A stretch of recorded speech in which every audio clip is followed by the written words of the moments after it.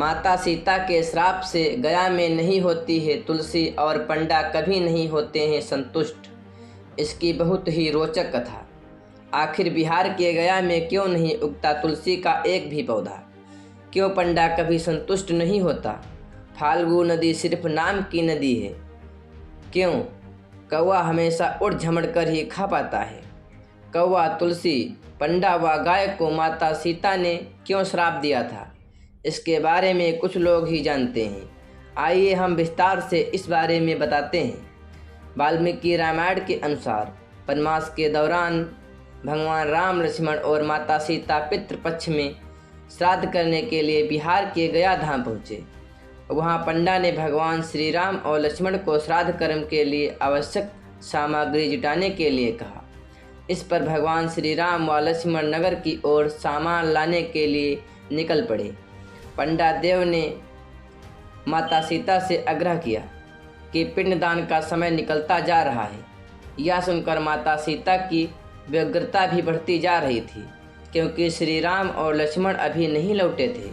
इसी दौरान दशरथ जी की आत्मा ने उन्हें आभास कराया कि पिंडदान का समय बीता जा रहा है। यह जानकर माता सीता असमंजस में पड़ गईं। तब माता सीता ने समय के महत्व को समझते हुए यह निर्णय लिया कि वह स्वयं अपने ससुर राजा दशरथ का पिंडदान करेगी। उन्होंने फाल्गु नदी के साथ साथ वट वृक्ष, कौवा, तुलसी, पंडा व गाय को साक्षी मानकर स्वर्गीय राजा दशरथ का पिंडदान विधि विधान के साथ किया। इस क्रिया के उपरांत जैसे ही उन्होंने हाथ जोड़कर प्रार्थना की तो राजा दशरथ ने माता सीता का पिंडदान स्वीकार कर लिया। माता सीता इस बात से प्रफुल्लित हुई कि उनकी पूजा दशरथ जी ने स्वीकार कर ली है। इसके बाद उनके मन में संशय भी हुआ कि प्रभु श्री राम इस बात को नहीं मानेंगे, क्योंकि पिंडदान पुत्र के बिना नहीं हो सकता है।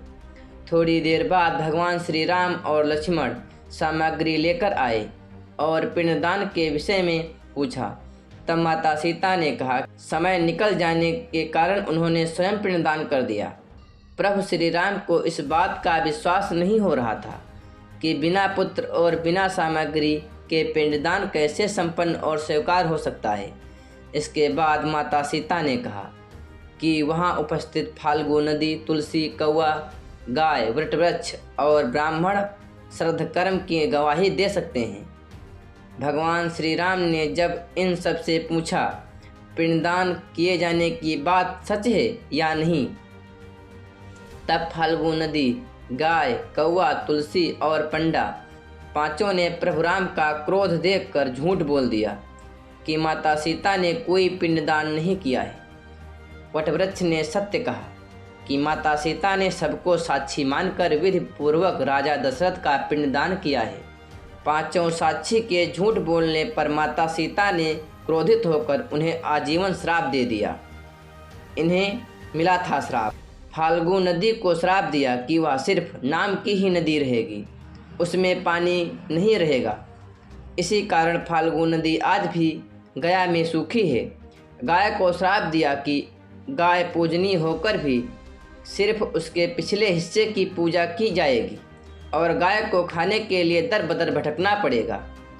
आज भी हिंदू धर्म में गाय के सिर्फ पिछले हिस्से की पूजा की जाती है। माता सीता ने पंडा को कभी भी न संतुष्ट होने का कितना भी मिले उसकी दरिद्रता हमेशा बनी रहेगी का श्राप दिया। इसी कारण ब्राह्मण कभी दान दक्षिणा के बाद भी संतुष्ट नहीं होते हैं। माता सीता ने तुलसी को श्राप दिया कि वह कभी भी गया की मिट्टी में नहीं उगेगी। यह आज तक सत्य है कि गया की मिट्टी में तुलसी नहीं में फलती। और कौवा को हमेशा उड़ झगड़ कर खाने का श्राप दिया था।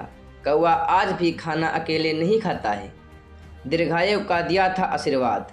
माता सीता ने जहां उन पांचों को श्राप दिया था, वहीं सच बोलने पर वट वृक्ष को आशीर्वाद दिया था कि उसे लंबी आयु प्राप्त होगी, वह दूसरों को छाया प्रदान करेगा।